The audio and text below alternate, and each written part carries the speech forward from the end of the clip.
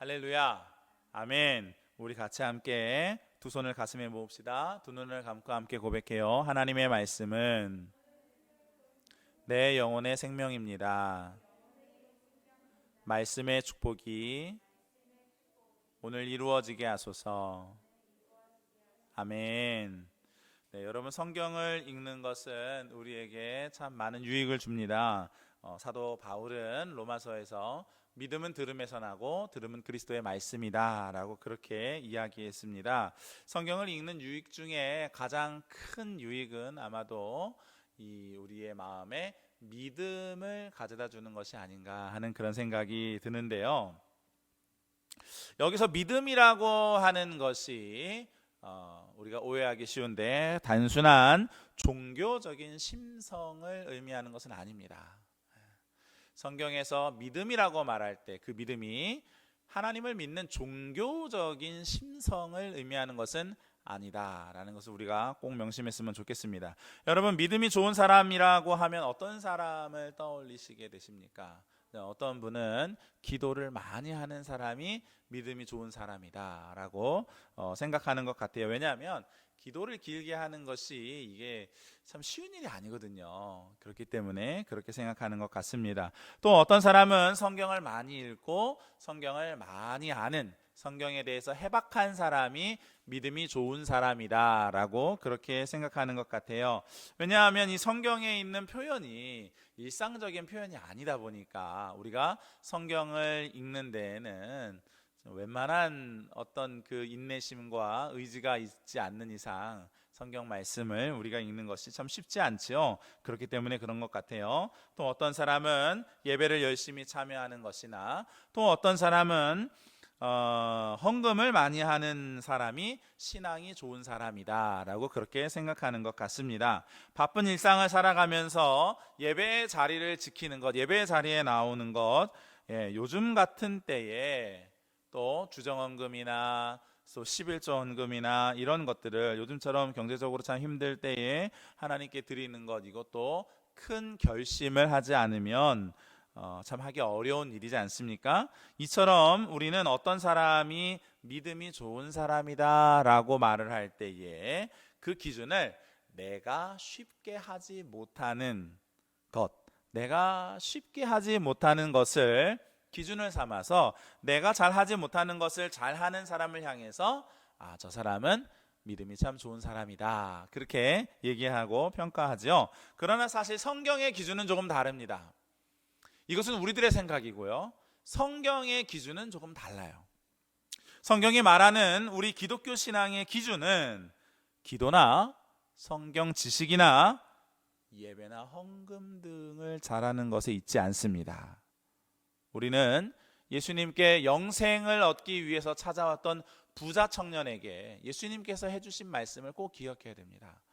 예수님께서 그 청년에게 뭐라고 말씀하셨냐면 레위기 19장 18절에 있는 말씀으로 대답해 주셨어요. 너가 영생을 얻으려거든 내 이웃을 너의 몸과 같이 사랑해야 된다. 조금 더 히브리어 원어에 맞춰서 제가 말씀을 드리면 너의 이웃을 너 자신과 같이 사랑해야 된다 라고 그렇게 예수님이 말씀을 하셨습니다. 한 율법학자가 예수님께 찾아온 일도 있었죠. 찾아와서 율법학자가 이렇게 물어봅니다. 예수님, 율법 중에 가장 큰 계명이 무엇입니까? 일전에 한번 설명해 드렸는데 유대인들은 율법이 큰 율법이 있고 중간 율법이 있고 작은 율법이 있어서 서로 율법의 어떤 그 높낮이를 비교하는 그런 성향이 있었다고, 성경을 그렇게 해석했다고 제가 말씀을 드린 적이 있는데요.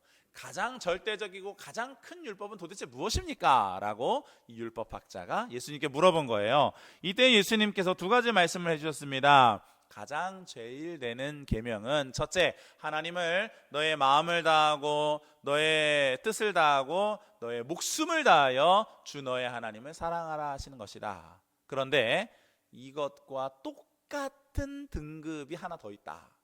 둘째도 그와 같으니 내 이웃을 내 몸과 같이 사랑하라 하는 것이다. 예수님의 이 말씀을 요지를 간단하게 설명하면 이렇습니다. 하나님을 사랑한다면 이웃을 사랑해야 된다. 다시요. 하나님을 사랑하는 것과 이웃을 사랑하는 것은 별개의 것이 아니라 같은 것이다 라는 것이죠.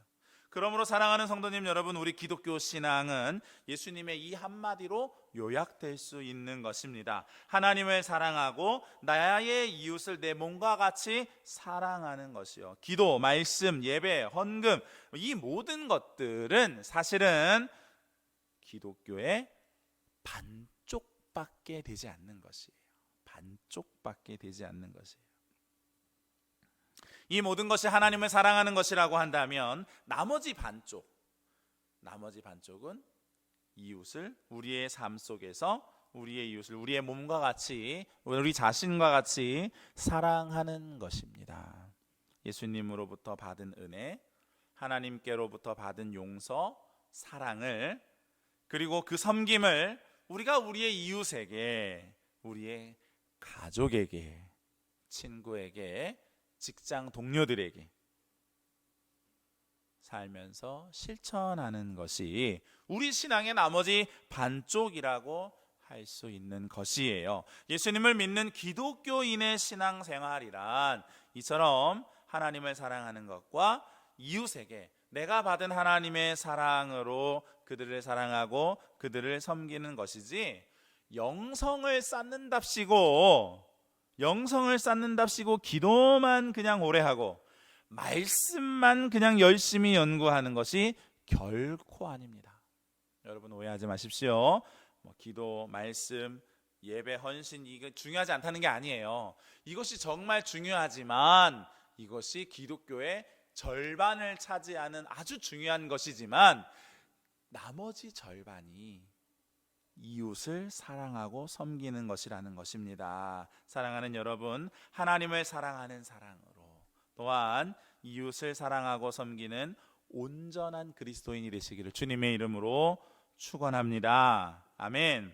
자, 이처럼 바른 신앙이 되기 위해서 결국은 우리는 성경으로 돌아가야 돼요. 성경에서 바른 신앙의 모범들을 많이 보여주고 있기 때문에 그런데요, 그 중에서 오늘 우리가 읽은 말씀 속에도 우리에게 신앙생활의 원리를, 아주 기초적인 원리를 알려주고 있다고, 보여주고 있다고 할 수가 있습니다. 그래서 신앙생활을 위한 3가지 기초들이라는 제목으로 오늘 말씀을 전하려고 합니다. 지난주에 고린도에서 사도 바울과 또 평신도 사역자라고 할 수 있는 브리스길라와 아굴라 부부, 그리고 복음의 헌신자, 전도사님, 부목사님이라고 생각할 수 있는 실라와 그리고 디모데, 여기에 예수님까지 해서 이 하나님 나라의 드림팀이 고린도에서 사역을 할 때에 큰 열매들이 고린도에 있었다라는 것을 우리가 말씀을 통해서 보았습니다. 그래서 저는 우리 하늘향기 교회도 정말 이런 연합이 잘 이루어지는 그런 교회가 되었으면 좋겠습니다. 그런데 여느 때와 마찬가지로 바울의 선교팀이 이제 그 선교를 하고 말씀을 전할 때 노골적으로 바울을 방해하는 세력들이 있었어요. 누구입니까? 유대인들이죠. 유대인들이 12절에 보니까 유대인들이 작당을 하고 모여서 사도 바울을 법정으로 끌고 가서 거기에 이제 고발을 했었습니다. 이 당시에 이 지역을 다스리고 있었던 로마의 총독은 이제 갈리오라고 하는 총독이었는데, 우리에게 잘 알려진 그 1세기의 수학자 세네카라고 하는 사람이 있어요. 그 사람의 아들이에요. 세네카 1세의 아들이래요, 이 갈리오가. 그리고 이 갈리오의 형님은 세네카 2세라고 이제 이 당시에 스토아 철학자, 유명한 스토아 철학자입니다. 그러니까 이 갈리오는 사실 배경이 굉장히 좋은 사람이죠. 그리고 세네카의 아들이면서 갈리오라고 불리는 이유가 이 지역으로 이주해 왔을 때에 그 갈리오라고 하는 총독이 있었는데 그 총독의 양자로 이제 입양이 되어져요. 이제 로마의 어떤 그런 그 체제에 의해서 양자로 입양이 되어지는데, 그래서 그 아버지 갈리오의 이제 양부의 이름을 이제 물려받게 되고 갈리오 총독이라고 그렇게 불렸는데요. 이 당시의 문헌들을 보면 이 갈리오의 특징이 뭐냐면 인격이 훌륭한 사람이었대요. 이 그 배경이 좋은 만큼 노블리스 오블리주라 그러잖아요. 이 배경이 훌륭한 만큼 이 총독은 인격이 굉장히 훌륭해서 위대한 인격의 소유자라고 이 시대의 사람들에게 그렇게 불렸다고 합니다. 이런 배경을 가지고 있었던 총독 갈리오의 눈에 보기에 바울을 고소하는 유대인들의 모습이 어떻게 보였을까요? 14절과 15절 말씀을 보니까 바울이 입을 열고자 할 때에 갈리오가 유대인들에게 이르되, 유대인들이 고소를 하고 났으니까 이제 그 바울도 자기 변호를 해야 되지 않습니까? 그래서 바울이 자기 변호를 하려고 하는 그 타이밍에 갈리오가 지금 바울의 입을 막은 거예요. 그리고 유대인들에게 이렇게 이야기를 합니다. 너희 유대인들아, 만일 이것이 무슨 부정한 일이나 불량한 행동이었으면 내가 너희 말을 들어주는 것이 옳거니와, 만일 문제가 언어와 명칭과 너희 법에 관한 것이면 너희가 스스로 처리하라. 나는 이러한 일에 재판장 되기를 원하지 아니하노라 하고, 이제 총독 갈리오는 유대인들과 바울 사이에 있던 갈등을 바울이 어떤 부정한 일이나 불량한 일을 했기 때문이 아니라는 것을 알아차렸습니다. 그리고 이것은 단지 유대교 내부에서 종교적인 세력 싸움 정도밖에 되지 않는다라고 판단을 한 것이에요. 그리고 유대인들을 법정에서 쫓아버렸습니다. 여러분, 이 판결이 굉장히 중요한 판결이 되었습니다. 그 이유는 무엇이냐면 로마 제국 안에 하나의 판례를 만들어 주었기 때문에 그렇습니다. 이 로마는 정책적으로 자신들이 정복한 나라의 오래된 문화나 혹은 그 나라의 철학이나 혹은 굉장히 오래된 종교를 로마의 법으로 보호해 줬어요. 만일 여기서 총독 갈리오가 유대교 내부의 일이 아니라 로마가 보호해 주기로 한 유대교와 새로운 신흥 종교의 다툼으로 이제 보았다고 한다면, 판단을 내렸다고 한다면, 이 갈리오는 그 자리에서 바울을 처벌받도록 했을 것입니다. 그리고 이것이 판례가 되면 이제 앞으로 이제 바울이 복음을 전파하는, 이 로마 제국 내에서 계속해서 복음을 전파하는 일을 법으로 금지하게 되는 그런 상황에 놓이게 되는 것입니다. 지난주에 우리가 읽었던 말씀 중에요, 오늘 본문 바로 앞에 있는 말씀 9절 10절, 여기에 보면 예수님께서 밤의 환상 가운데 나타나셔서 바울에게 이렇게 말씀하셨습니다. 바울아, 두려워하지 말며 침묵하지 말고 말하라. 내가 너와 함께 있음에 어떤 사람도 너를 대적하여 해롭게 할 자가 없을 것이니 이 성중에 내 백성이 많음이라. 할렐루야, 아멘. 비록 유대인들이 중상모략으로 바울을 곤경에 처하게 했지만 주님께서 약속하신 그대로 바울을 대적하는 자들에게서 건져내어 주셨습니다. 뿐만 아니라 오히려 그 모략하던 사람들이 되려 화를 입게 되었는데요, 17절에 보니까 이 일을 주도했던 것으로 예상이 되어지는 회당장 소스데네가 법정에서 나오는 길에 고린도의 사람들에게 끌려가서 폭행을 당하게 되는 일이 있었습니다. 이 고린도시에서 유대인들이 고린도 시민들에게 좀 그 인식이 많이 안 좋았던 것 같아요. 벼르고 있었는데 이런 불합리한 일을 저지르니까 이제 참고 있었던 것이 폭발한 것 같습니다. 주님은 당신의 종 바울에게 약속하신 것처럼 그를 대적자들의 손에서 지켜주셨을 뿐만 아니라 대적자들이 오히려 화를 당하게 하신 것이지요. 우리가 어려움에 처했을 때에 우리를 그 어려움에서 건지시고 지키시고 보호해 주시는 하나님의 은혜는요, 우리 신앙의 첫 번째 기초가 되어집니다. 다시요, 우리가 어려움에 처했을 때에 우리를 그 어려움에서 건져주시고 지켜주시고 보호해 주시는 하나님의 은혜는 우리 신앙의 가장 첫 번째 기초가 되어져요. 그래서 기독교 신앙을 체험 신앙이다라고 그렇게 이야기를 합니다. 삶에서 주님을 체험하는 그 체험이 없이 기독교 신앙이 출발하기가 정말 어려워요. 관념 속에만 있어서는 힘 있는 신앙으로 나아가기가 굉장히 어렵습니다.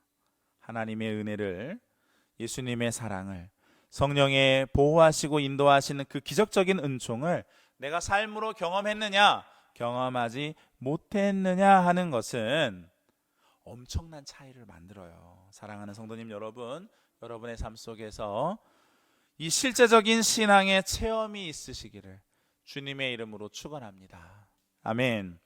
바울은요, 이제 안정적으로 복음을 전할 수 있게 되었어요. 바울이 복음을 전파하는 것을 로마의 법으로 이제 보호받을 수 있게 되었습니다.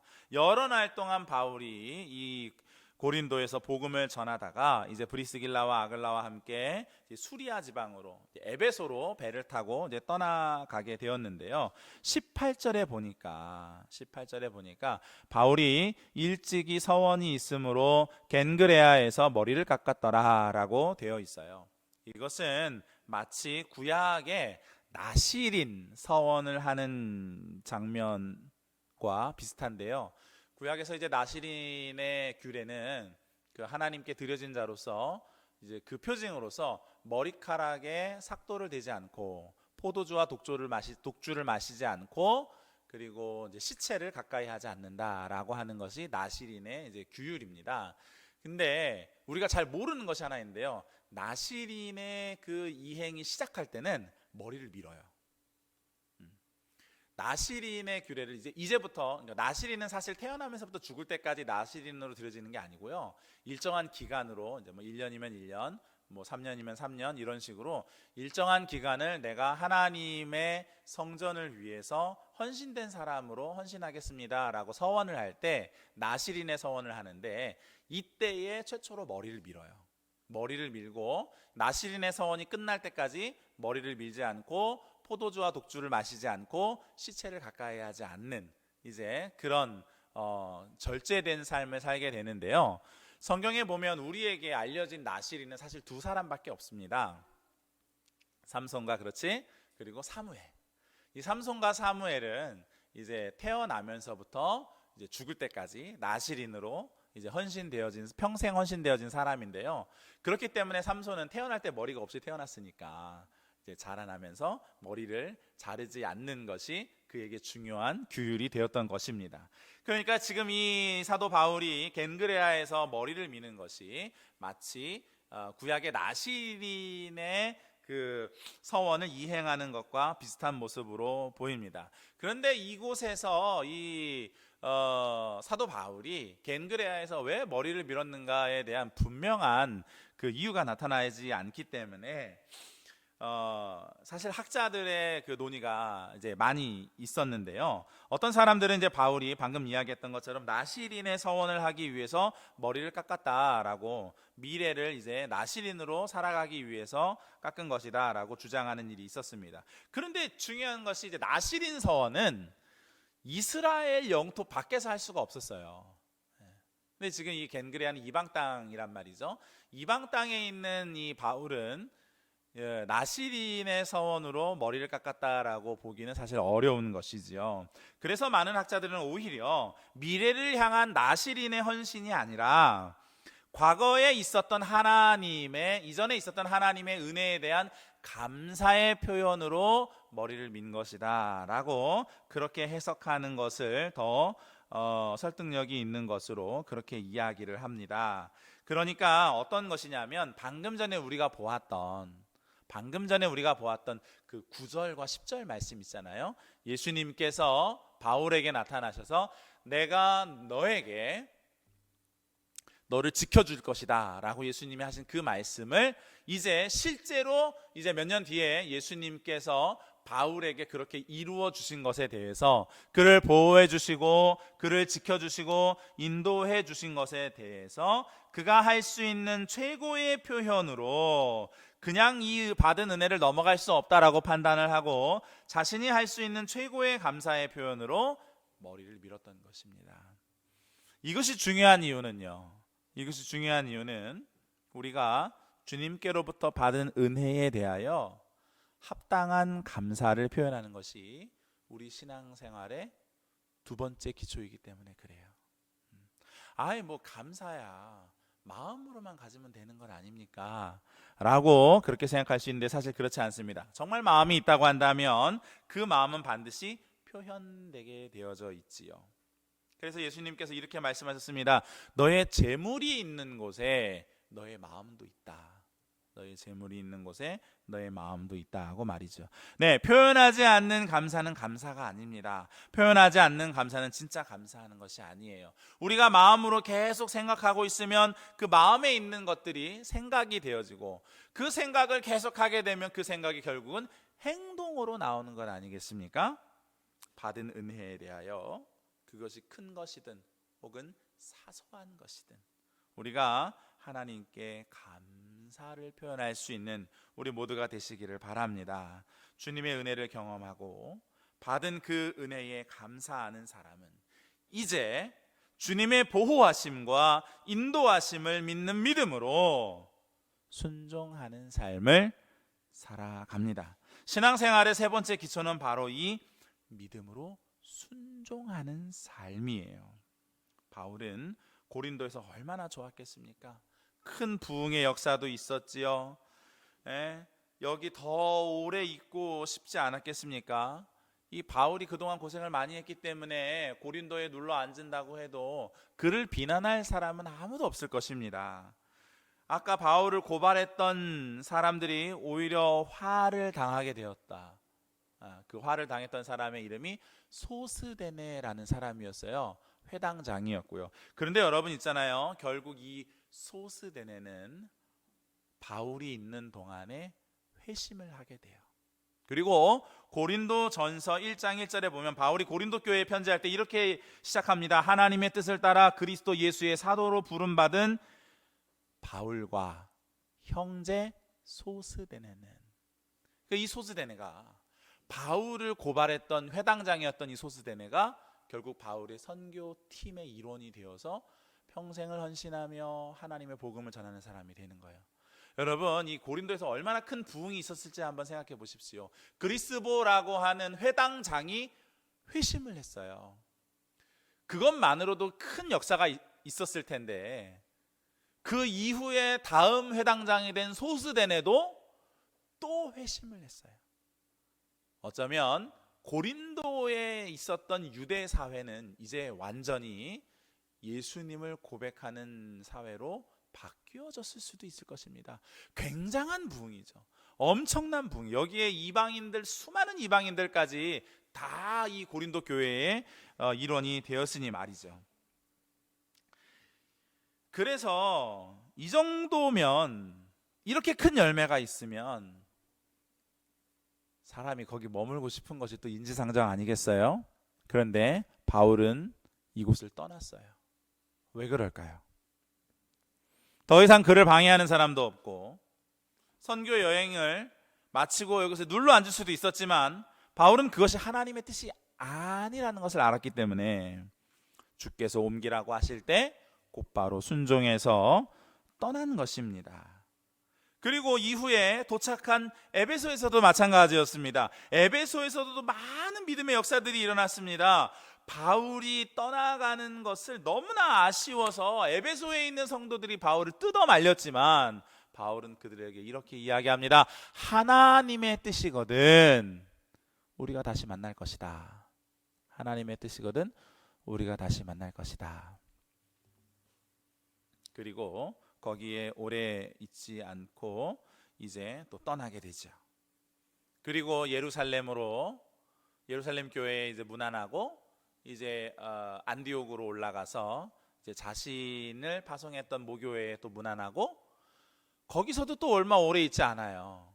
그리고 다시 이제 갈라디아에 그동안 세웠던, 이제 힘들게 세웠던 교회들 있잖아요. 이 유대인들의 핍박으로 인해서 바울이 쫓겨났던 그곳으로 다시 돌아갑니다.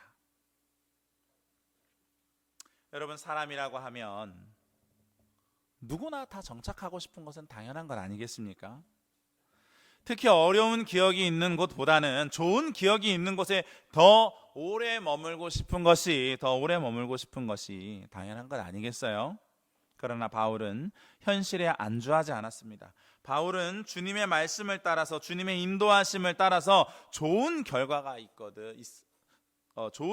있어도, 또 혹은 일이 잘 풀리지 않고 핍박과 어려움이 있었다고 할지라도 바울은 쾌념치 않았어요. 바울은 주변 환경에 이끌리지 않았습니다. 왜냐하면 바울은 이미 하나님께서 자신을 인도하시는 그 하나님을 경험했기 때문에 그렇습니다. 그리고 바울은 이러한 신앙의 체험이 단회적인 우연한 것이 아니라 세상 끝날까지 주님께서 우리와 영원히 함께 하시는 것이라는 것을 분명하게 믿었습니다. 사랑하는 성도님 여러분, 은혜의 체험, 합당한 감사, 그리고 믿음의 순종, 이 세 가지는 우리 신앙생활에 강력한 생명력을 불어넣어주는 매우 중요한 요소예요. 매우 중요한 요소. 저는 우리 하늘향기 교회가 정말 이렇게 생명력이 넘치는 교회가 되었으면 좋겠습니다. 주님의 도우심을, 그분의 은혜를 여러분 간절히 구하십시오. 여러분의 삶의 문제 가운데, 구체적인 삶의 상황들 가운데 하나님께서 기적적으로 역사해 주시기를 간절히 구하십시오. 그리고 그 은혜를 체험하는 신앙이 되시기를 주님의 이름으로 축복합니다.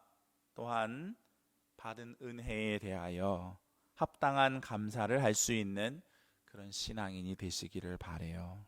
금액이 많고 적음을 떠나서 적은 금액이라고 할지라도 감사의 제목을 찾아서 자주 감사헌금을 드리는 그런 우리 성도님들이 되었으면 좋겠습니다. 그리고 지금까지 인도해 주신 주님께서 앞으로도 동일하게 나와 함께 하실 것이다 라는 것을 믿는 믿음으로, 믿음의 순종이 있는 그런 복된 삶이 되시기를 주님의 이름으로 축원합니다.